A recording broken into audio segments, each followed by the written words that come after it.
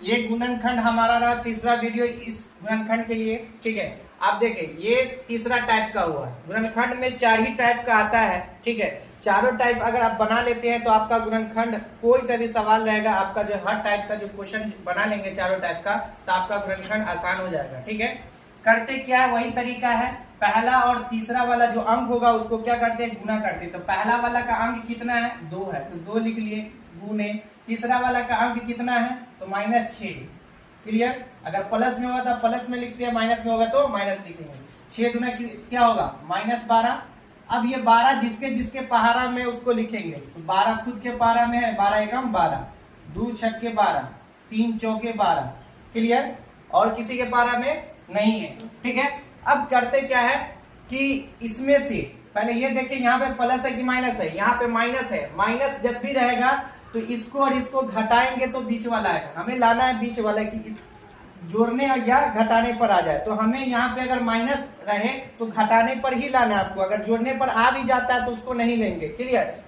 तो पहला वाला को उतार देना है। उसके बाद ये 4x को नहीं लिखना है, 4x को जो है 2 टर्म में बांटना है। तो हमें बांटना नहीं है, ये वाला जो अंक होगा उसको घटा घटा के देखना है कि बीच वाला आ रहा है कि नहीं। क्यों घटा रहे हैं, यहाँ पे माइनस है। 12 में से 1 जाएगा तो कितना बचेगा, 11। बीच में 11 है नहीं है, तो इसलिए इसको छोड़ देंगे। अब देखिए 4 में से 3 जाएगा तो 1 बचेगा, बीच में 1 है नहीं है, तो इसको छोड़ देंगे। अब देखिए 6 में से 2 जाएगा 4, तो 4 बीच में है तो यही है ना। ये वाला टर्म को आपको क्या करना है, ले लेना है। अब यहाँ ध्यान दीजिए, घटने पर बीच वाला आया है, हमें लाना है साइन कौन सा, प्लस। तो जब भी घटने पर बीच वाला आता है तो हमें अगर प्लस लाना हो तो 12 में प्लस डालेंगे, छोटा में माइनस डालेंगे। अगर हमें माइनस लाना हो तो 12 में माइनस डालेंगे, छोटा में क्या करेंगे, प्लस डालेंगे। प्लस लाना है इसलिए 12 में प्लस, छोटा में माइनस। x लिख देंगे क्योंकि x के टर्म में है। अब 4x की जगह पे ये दोनों वाला टर्म लिख लेंगे, 2x प्लस 6 माइनस 6। इस दोनों में कॉमन क्या है, दो कॉमन है, 2 लेंगे। x कॉमन है, x लेंगे कॉमन, तो यहाँ x बचेगा माइनस, तो 1 बच जाएगा।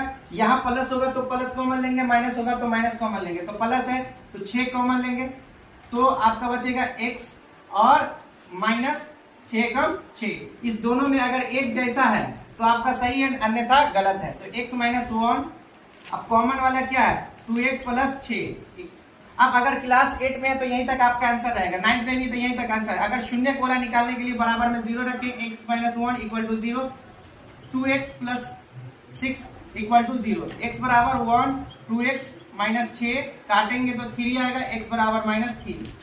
ठीक है, x की वैल्यू क्या आएगी, 1, -3।